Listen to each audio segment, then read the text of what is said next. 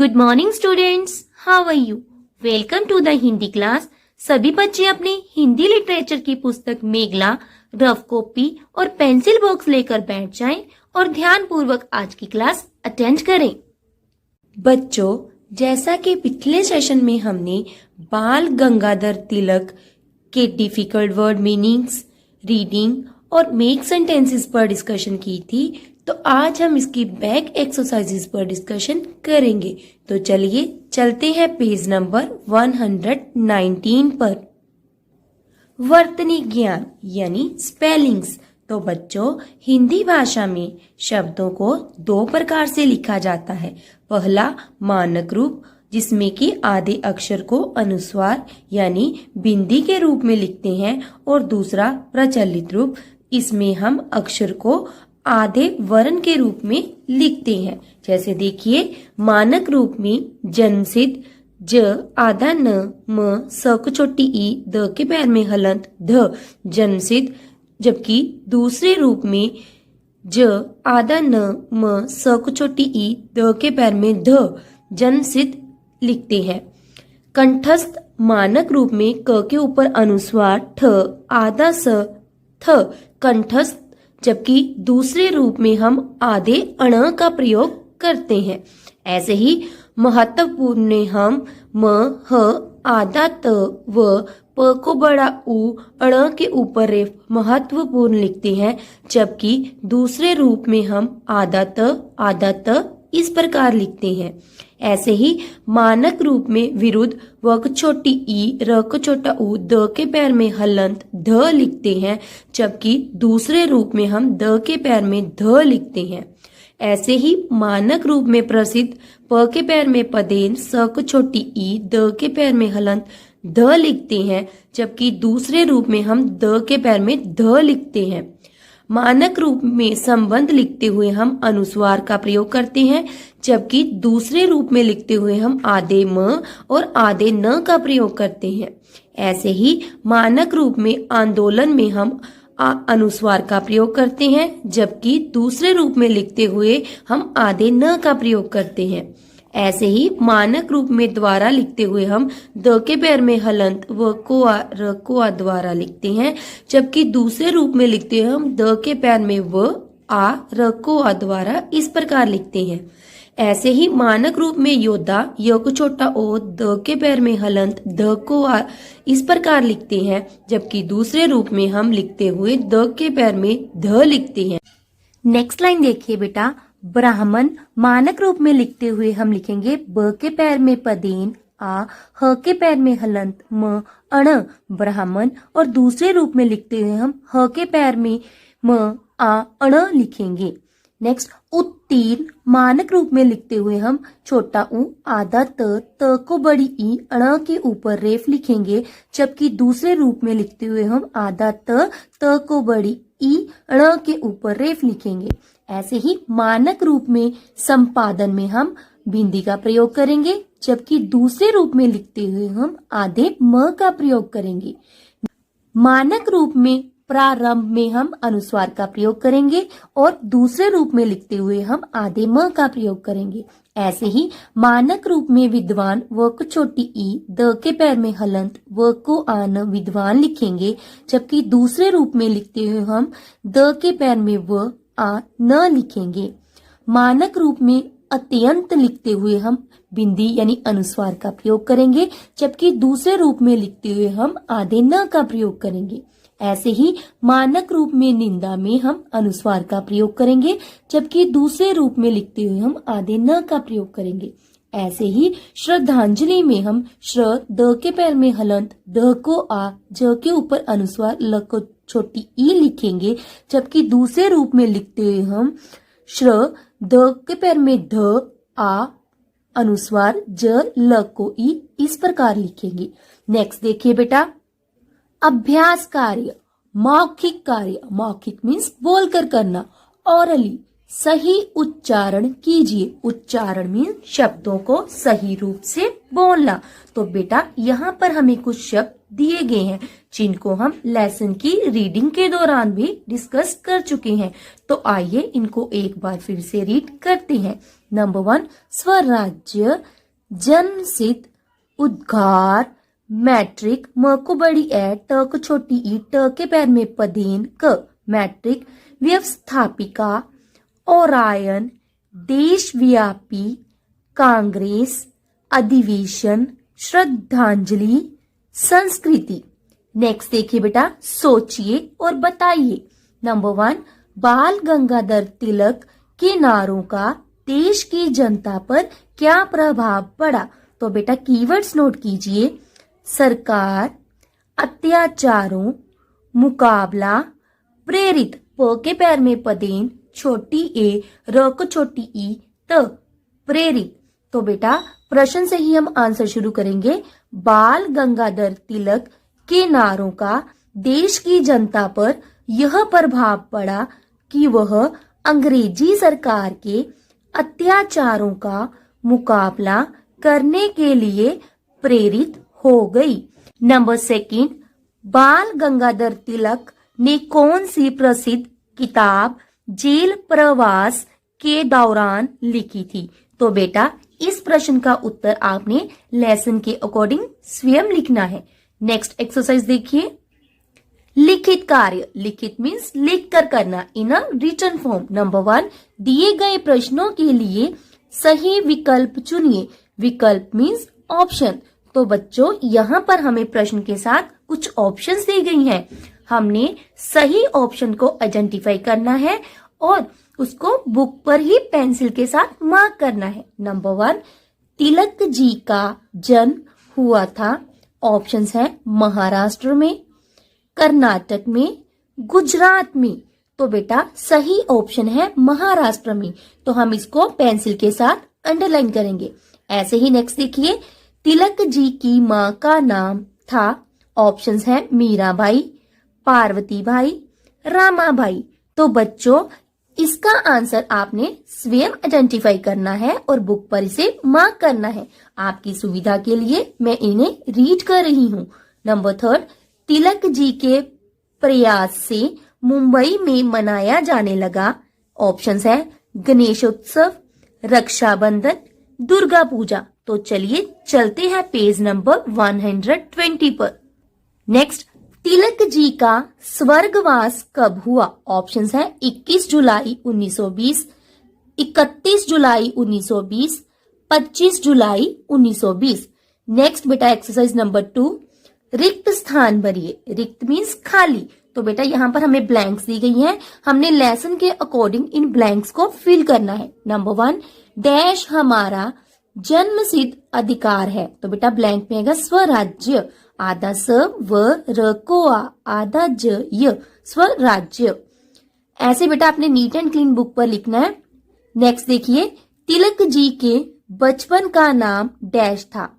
तो बेटा इन ब्लैंक्स को आपने लेसन के अकॉर्डिंग स्वयं फिल करना है। आपकी सुविधा के लिए मैं इन्हें रीड कर रही हूँ। नेक्स्ट, तिलक जी ने 16 वर्ष की आयु में डैश की परीक्षा पास कर ली थी। नेक्स्ट, मांडले कारावास के दौरान तिलक ने डैश की रचना की। नेक्स्ट बेटा एक्सरसाइज नंबर 3, लघु उत्तरीय प्रश्न। लघु mean short. Number 1, Tilak ji का जन्म कब और कहाँ हुआ था? तो कीवर्ड्स नोट कीजिए। महाराष्ट्र, रत्नागिरी, चिरबल। तो बच्चों प्रश्न से ही हम इसका उत्तर शुरू करेंगे। तिलक जी का जन्म 23 जुलाई 1856 ईस्वी को महाराष्ट्र के रत्नागिरी जिले के चिरबल गांव के ब्राह्मण परिवार में हुआ था। नेक्स्ट नंबर 2, तिलक जी का प्रसिद्ध नाम क्या था? तो बच्चों इसका आंसर आपने लेसन के अकॉर्डिंग स्वयं लिखना है। आपकी सुविधा के लिए मैं इन प्रश्नों को रीड कर रही हूँ। नंबर 3, तिलक जी को अंग्रेजों ने किस जेल में कई वर्षों तक कैद रखा? नंबर 4, तिलक जी की मृत्यु कैसे हुई? मृत्यु यानी डेथ। नंबर 4, दीर्घ उत्तरीय प्रश्न यानी long answer type question. Number 1, Tilak ji की शिक्षा दीक्षा कैसे और किसके संरक्षण में हुई? तो बच्चों कीवर्ड्स नोट कीजिए। पिता, संरक्षण, बाल्य अवस्था, संस्कृत, श्लोक, कंठस्थ क के ऊपर अनुस्वार ठ आधा स थ कंठस्थ, 16, मैट्रिक, डेक्कन, कॉलेज, बीए, वकालत। तो बच्चों प्रश्न से ही हम इसका आंसर शुरू करेंगे। बाल गंगाधर तिलक जी की 10 वर्ष की आयु तक की शिक्षा इनके पिताजी के संरक्षण में हुई। बाल्य अवस्था में ही इन्हें संस्कृत के सैकड़ों श्लोक कंठस्थ हो चुके थे। इन्होंने 16 वर्ष की आयु में मैट्रिक की परीक्षा पास की, फिर डेक्कन कॉलेज पूना में बीए प्रथम श्रेणी में पास की। बाद में इन्होंने वकालत की परीक्षा पास की। नेक्स्ट प्रश्न देखिए बेटा, तिलक जी ने मुंबई में किन त्योहारों की आधारशिला रखी? त्योहारों मीन्स फेस्टिवल्स, आधारशिला नींव। तो बेटा कीवर्ड्स नोट कीजिए। गणेशोत्सव, शिवाजी जयंती, राष्ट्रीय समारोह, रायगढ़, दुर्ग द को छोटा उ ग के ऊपर रेफ दुर्ग, शिवाजी जयंती, धूमधाम। तो बच्चों प्रश्न से ही हम इसका उत्तर शुरू करेंगे। तिलक जी ने मुंबई में गणेशों उत्सव और शिवाजी जयंती त्योहारों की आधारशिला रखी। 1894 ईस्वी में गणेश उत्सव को राष्ट्रीय समारोह के रूप में मनाना शुरू किया गया। इसी प्रकार 1896 ईस्वी में इन्होंने रायगढ़ दुर्ग में शिवाजी जयंती का भव्य आयोजन किया। तभी से ये दोनों पर्व वहां बड़ी धूमधाम से मनाए जाने लगे।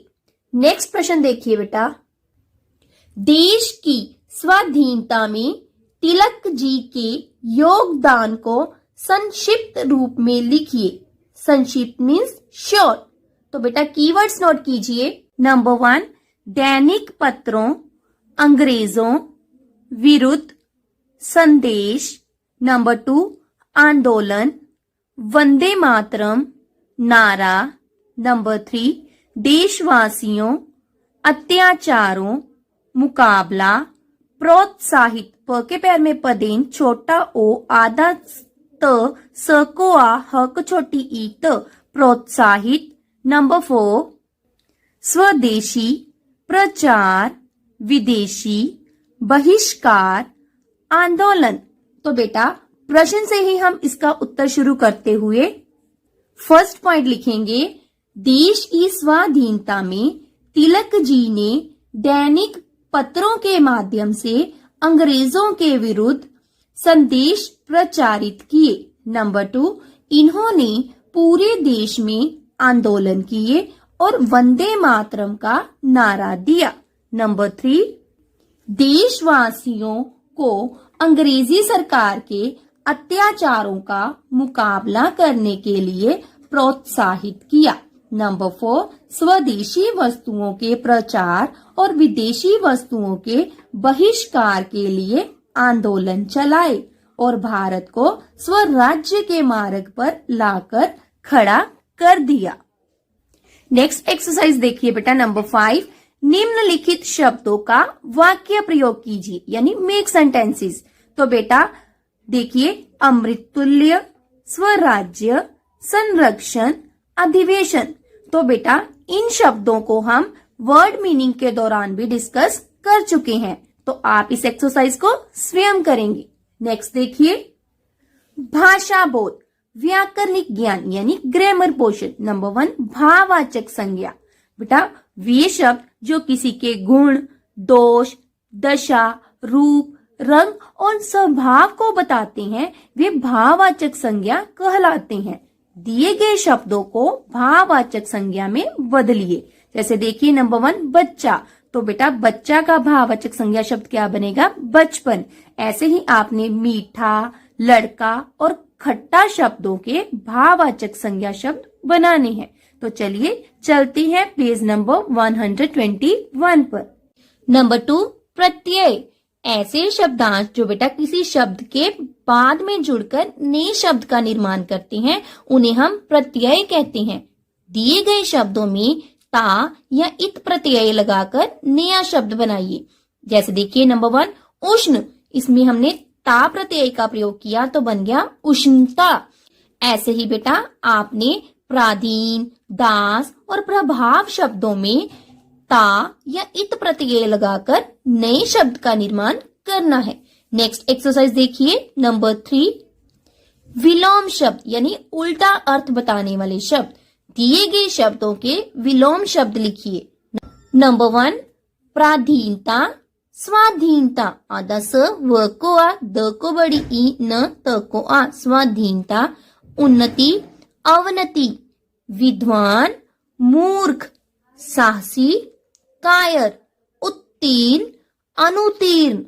गिरफ्तार, रिहा। नेक्स्ट एक्सरसाइज देखिए बेटा नंबर 4 वचन यानी जिन शब्दों से हमें संख्या के बारे में पता चलता है उन्हें हम वचन कहते हैं। दिए गए शब्दों के वचन बदलिए। नंबर 1 परीक्षा, परीक्षाएं। विद्यार्थी, विद्यार्थी गण। मुकदमा, मुकदमे। वस्तु, वस्तुएं। तो बच्चों आज हमने बाल गंगाधर तिलक पाठ की बैक एक्सरसाइजेस पर डिस्कशन की है। आपने सुंदर सुंदर राइटिंग में इसको बुक पर सोल्व करना है और रिवाइज करना है। अगले सेशन में फिर मिलेंगे। Till then good bye.